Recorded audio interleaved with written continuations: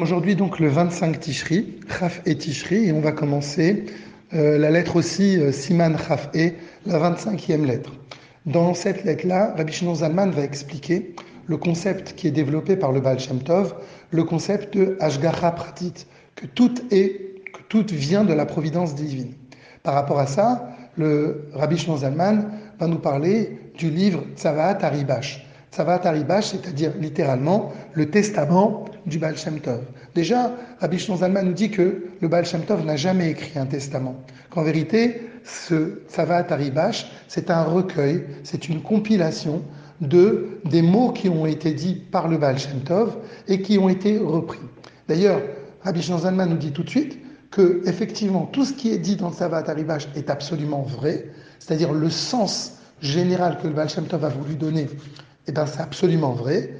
Par contre, il y a des fois des expressions qui ne sont pas forcément des expressions qui sont parfaitement ce que le Baal Shem Tov voulait dire. Pourquoi ? Parce que le Baal Shem Tov s'exprimait en yiddish et ce livre-là est écrit en hébreu. Il donne un exemple. Rabbi Shimon Zalman va nous donner un exemple qui va bien développer après.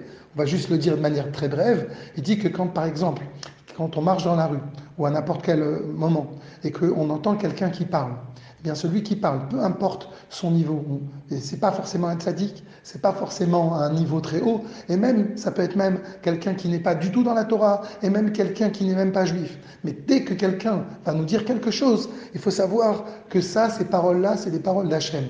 Si on entend quelque chose dans la rue, si on voit quelque chose, c'est la base de Hashgacha Pratit, c'est qu'en vérité, il y a un message d'Hachem. Hachem veut nous parler. Et donc, pour employer là-bas le mot, dans Tzavaat Haribash, c'est marqué que Hachem, il réside dans les propos qui ont été dits. Et là, le Rabbi Shimon Zalman dit, c'est pas vraiment le mot résider, Ash'ara, c'est pas vraiment qu'Hachem il réside, c'est qu'Hachem il s'habille. Alors, nous, ça peut nous paraître vraiment on va regarder les mots comme ça, mais pour le Rabbi Shimon Zalman, il va nous dire que ça a une très grande différence. Les deux mots, c'est pas la même chose, et ça, il va l'expliquer plus tard dans les jours qui suivent. Donc, dans cette lettre-là, Rabbi Shimon Zalman va reprendre tout le concept de Hashgacha Pratit. Et en vérité, qu'est-ce qu'il veut par ça ? Il veut aussi répondre aux mitnagdim, aux opposants du Baal Shem Tov, qui disaient que c'est intolérable de dire que Akadosh Baruch Hu, il réside dans des paroles qui sont des paroles de personnes qui ne sont même pas dans la Torah, et même des personnes qui ne sont pas juives. Tu peux dire que Hachem il réside dans les paroles de Moshe Rabbeinu, mais comment tu peux dire que Hachem il réside dans des paroles de personnes qui sont complètement contre Dieu ?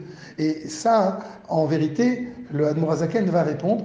Et d'ailleurs, c'est très intéressant de savoir que Rabbi Shimon Zalman n'amène jamais la question qu'on pose sur le Baal Shem Tov, il vient y répondre. Pourquoi ? Parce qu'on veut nous dire que même dans les propos, il ne veut pas se désolidariser du Baal Shem Tov. C'est-à-dire, même poser la question, il ne voulait pas. Il veut juste amener de la lumière. Et souvent, on dit que quand on amène la lumière, ça chasse beaucoup d'obscurité. Donc, des fois, on n'a pas besoin d'amener la polémique. Et il ne voulait pas rentrer dans la polémique qui a été dite contre son maître, le Baal Shem Tov.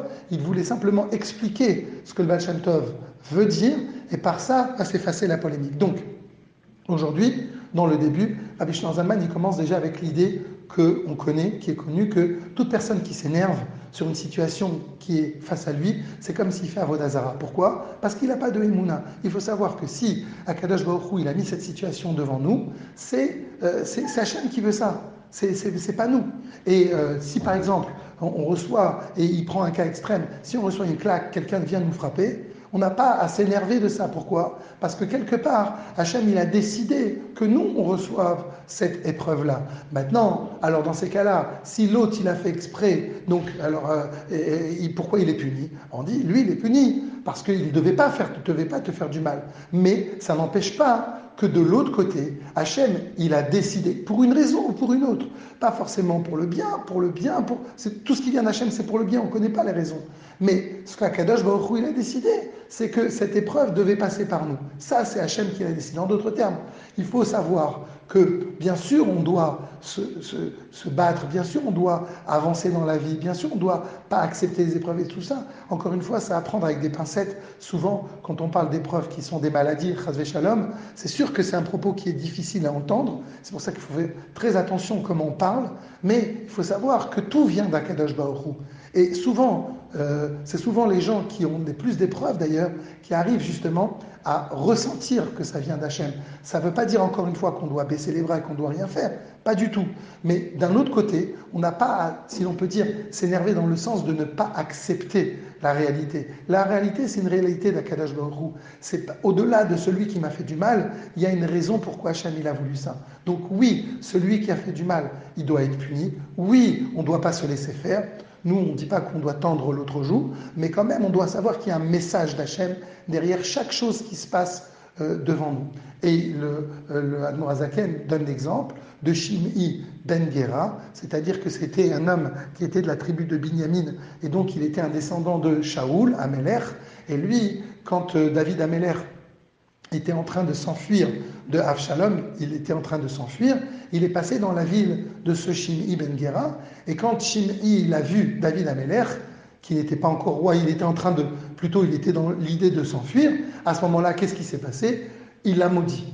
Shim'i a maudit David Améler, et le Admor Hazaken nous dit, il faut savoir que les paroles que Shim'i il a dit, c'est Hachem qui les a mis dans sa bouche. En d'autres termes, ce que David Améler a reçu comme le contraire de bénédiction, c'est pas Shim'i qui l'a dit, c'est Hachem qui l'a dit. Maintenant, Shim'i, lui, il va être puni de ça, parce qu'il n'a pas à le faire. Mais derrière tout ça, David Améler, il a compris qu'il y a un message divin. Et c'est ça la base déjà de Hashgacha Pratit. Donc en résumé, Hashgacha Pratit, c'est de voir qu'il y a toujours l'envers du décor, de savoir que au-delà de ce que nous, on vit comme réalité, chaque chose que nous voyons, c'est un message d'Hachem.